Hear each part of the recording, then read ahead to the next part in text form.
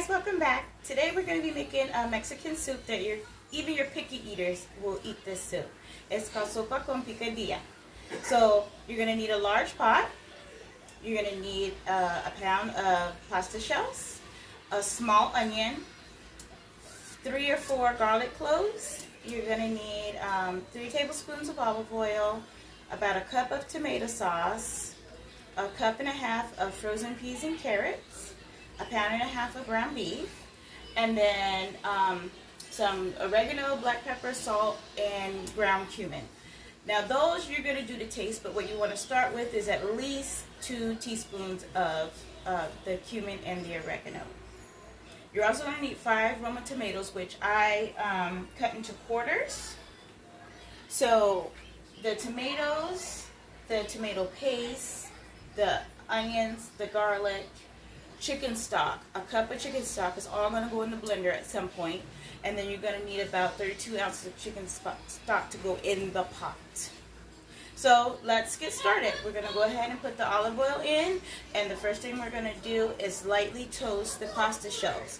Once they're toasted just a little brown, you're going to take them out and put them into a container with a paper towel so that the grease gets off of them. Okay, so they're lightly toasted, so we're going to go ahead and pull them out. As you can see, they have a little brown to them. They are going to be the cup, so to speak, for the yummy goodness that's to follow. Okay, so now I'm just going to open my ground beef and put it in the pan that's still hot, and season it up with some seasoning salt and pepper. You can just use regular salt and pepper if you want, but I prefer seasoning salt. Make sure if you use a pack that you don't get the little styrofoam plastic piece that's at the bottom in there. You want just the meat. And then you're going to break it up real good.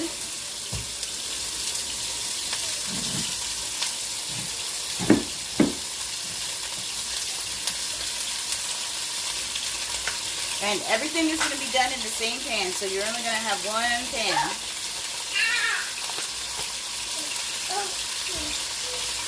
What happened, silly girl?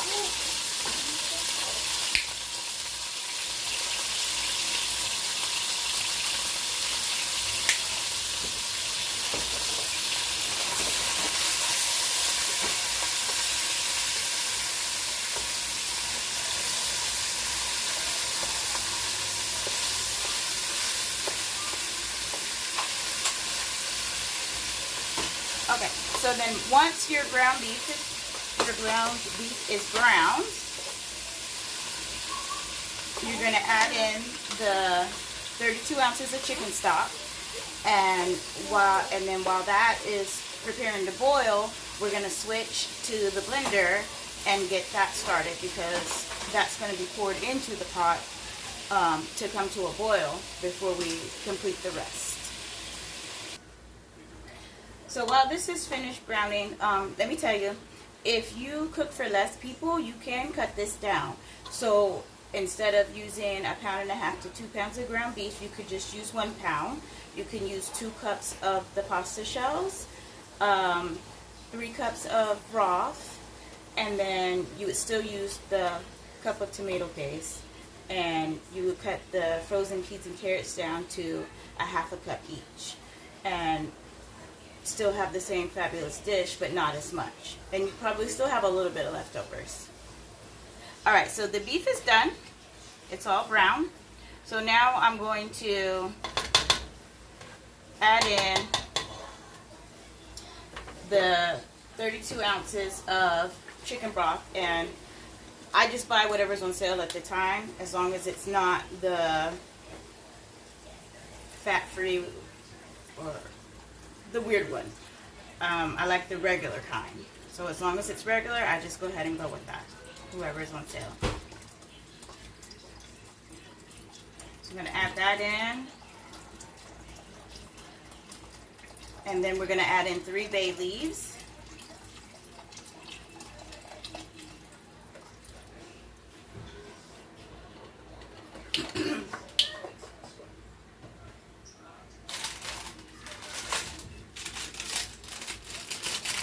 I always try to find the biggest one from the bag because you pull them out at the end because you don't want to eat them. They're just to help with flavor.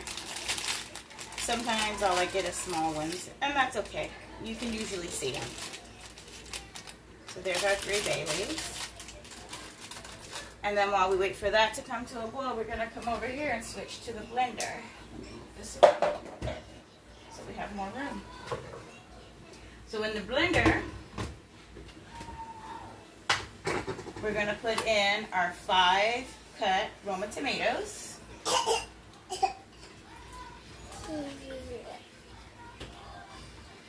Diced onion. 1 small onion diced. If you're going to do the less version, you'll use a half an onion. 1 cup of tomato sauce. What's wrong with you?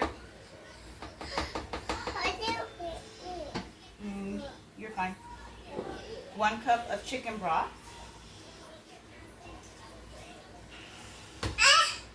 And then the 3 minced garlic cloves. In this case, I use the 3 minced garlic cloves, so I'm just going to get a tablespoon. And that's usually about right. And add it in there. Then I'm just going to hit puree and let it blend. Okay, so the pot is almost boiling. So we're going to go ahead and take our mixture that we blended and pour it in. Yeah, the color's kind of very pink, but that's where all your flavor comes in. And then we're also going to add about 2 teaspoons of oregano. I just eyeball it, but you can measure it out.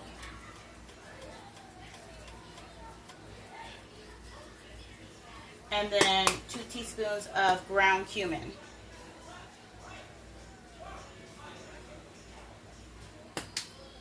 And then you add salt and pepper to taste as well.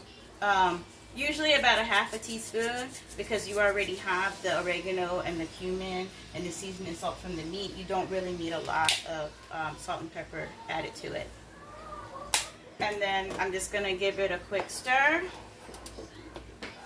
and let it come to a quick boil. Once it comes to a quick boil, we're going to add our pasta back in and let that cook for about 10 minutes. And then after that, we add in our frozen carrots and peas and let that cook for about 7 minutes. And then we'll be ready to eat. Alright, so I put a lid on it so that it would start to boil faster. So mine is ready for the pasta to be added. So I'm just going to scoop it in there.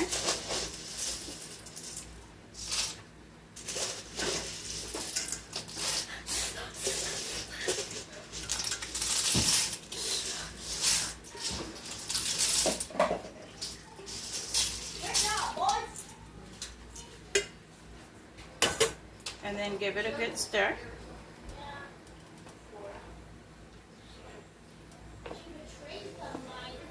And then I put the lid back on it for about 2 minutes, let it boil. And I just stir it occasionally just so that make sure it's not trying to stick to the bottom. And then after the 10 minutes, we'll add the frozen peas and carrots and then let that cook to the desired tenderness you want. And then once the peas and carrots are at your desired tenderness, you can turn it off and serve it. Okay, so it's been boiling for a good little while. Always open the pot away from you so that if the steam or the water's bubbling up, it doesn't get your arm or your face. Set that down. So the first thing I'm going to do is fish out my bay leaves so that I don't forget about them.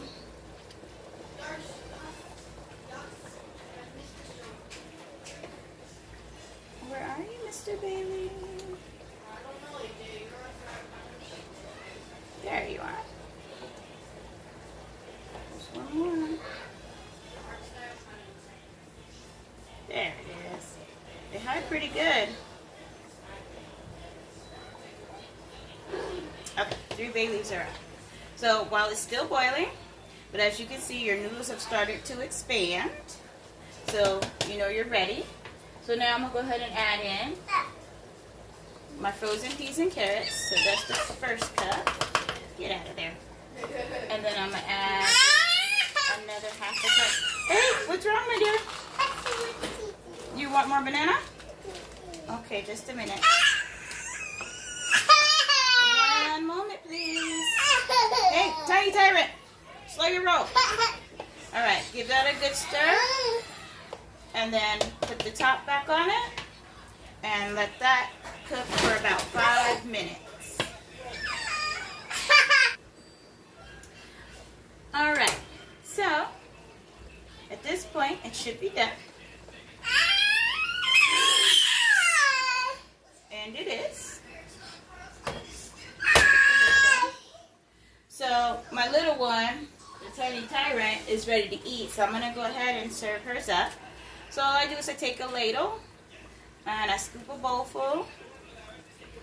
And then I add some grated Parmesan to the top. And then for her, so it cools faster, I set it in the freezer. But at this point, guys, you're done. You have your bowl of yummy, delicious sopa con picadillo.